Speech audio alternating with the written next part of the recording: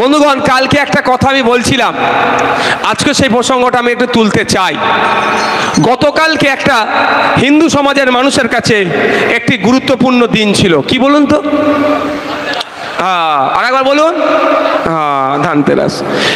হিন্দু সমাজের মানুষের অনেকের বিশ্বাস ওই দিনে আরো ধর্মীয় কার্যকলাপের সাথে সাথে একটু সোনা গহনা কিনলে তাদের লক্ষ্মী লাভ হবে, তাদের ধর্মীয় বিশ্বাসে ভালো হবে, ধর্মীয় বিশ্বাস।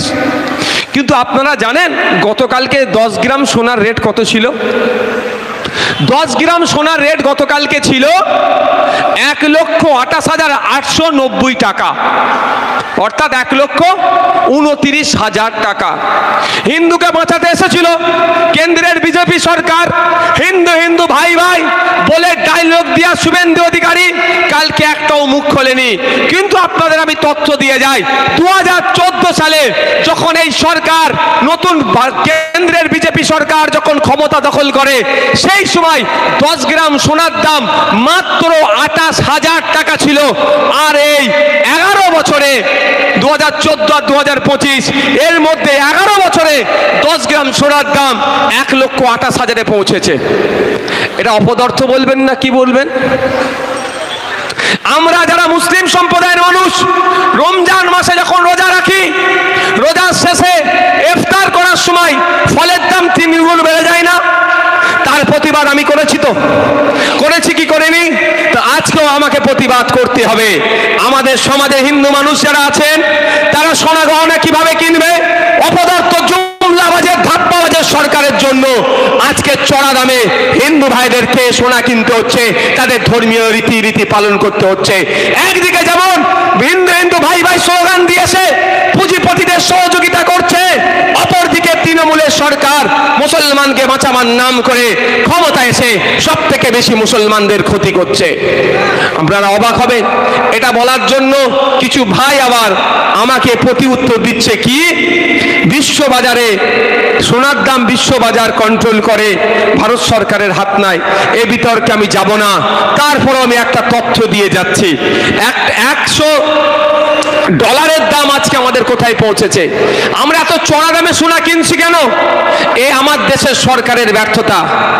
জিডিপি ঠিকঠাক হচ্ছে না বলে মানুষের গড় আয় ঠিকঠাক বাড়ছে না, টাকার পতন কমে যাচ্ছে, ওই জন্য টাকার মান কমে যাচ্ছে, ওই জন্য আমাদেরকে চড়া দামে সোনা কিনতে হচ্ছে।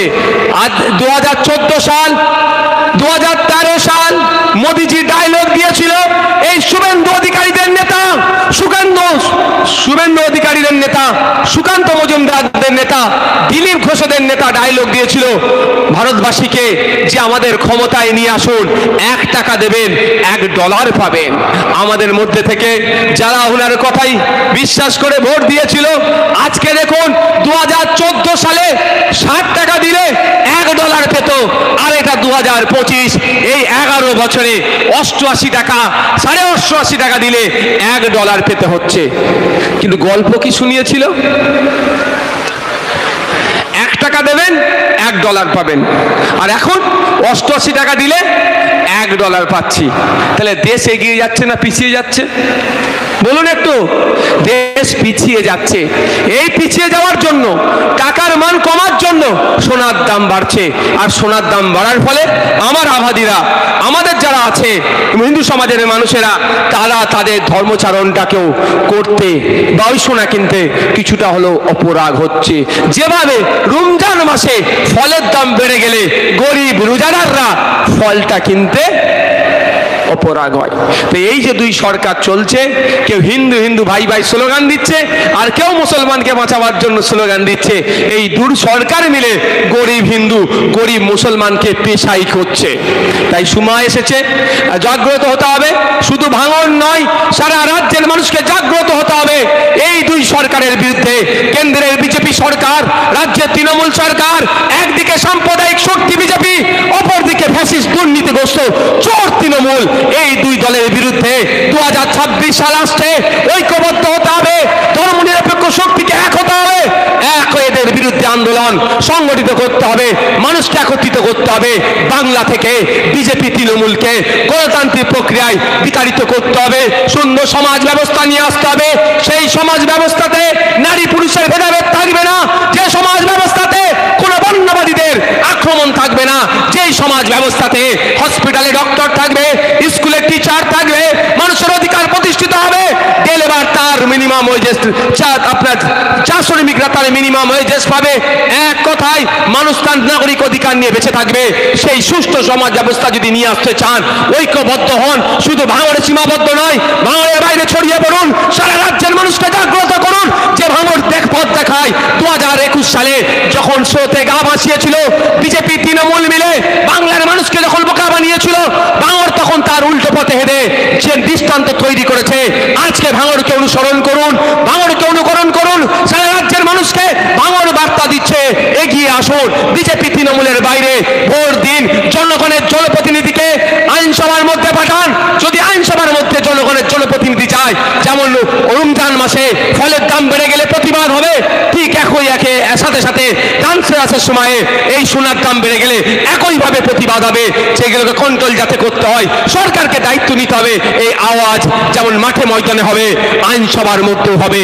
তাই ভাঙড়ের মানুষকে বলবো, জাগ্রত হন, আপনারা এই মেসেজ পাঠান রাজ্যের মানুষের কাছে, আগিয়ে আসুন। ভাঙড় যে পথ দেখিয়েছে সেই পথ অনুসরণ করুন, অনুকরণ করুন। হবে তো নাকি? না নটোরিয়াস ক্রিমিনাল যেটা বলবে সেটা হবে? কোনটা? ভাঙড় কোনো নটোরিয়াস ক্রিমিনালের কথাই চলবে? একটু বলুন, কোনো নটোরিয়াস ক্রিমিনালের কথাই চলবে? এ তো বলছিল কি শাড়ি ফাড়ি দিচ্ছে আবার, হ্যাঁ? ওরে বাবা, আমি ভাই দিতে পারবো না, আমি তোলাও তুলতে পারবো না, বিধবা ভাতা থেকে কাটিং করতে পারবো না, বার্ধক্য ভাতা থেকে কাটিং করতে পারবো না, কোম্পানিদের কাছ থেকে ভয় দেখিয়ে চমকে ধমকে টাকা তুলতে পারবো না, আর আমি ওই ধরনের শাড়ি আর জামা দিয়ে ভোটও কিনতে পারবো না। বলে দিচ্ছি, আমি কি করব? আপনাদের সমস্যার কথা তুলে ধরব। এখন তো আমি আর ভাঙড়ের বিধায়ক শুধু নয়, এখন আপনারা আমাকে যে দায়িত্ব তুলে দিয়েছেন, এখন রাজ্যের বিধায়ক হয়ে গেছি আমি। আমাকে ভালো লাগে, ফোন করছে কোথায়? ভূতনি থেকে, মালদায় ভূতনি থেকে ফোন করছে, তারা ডাকছে আপনি একবার আসুন। কাকে ডাকছে? ভাঙড়ের বিধায়ককে।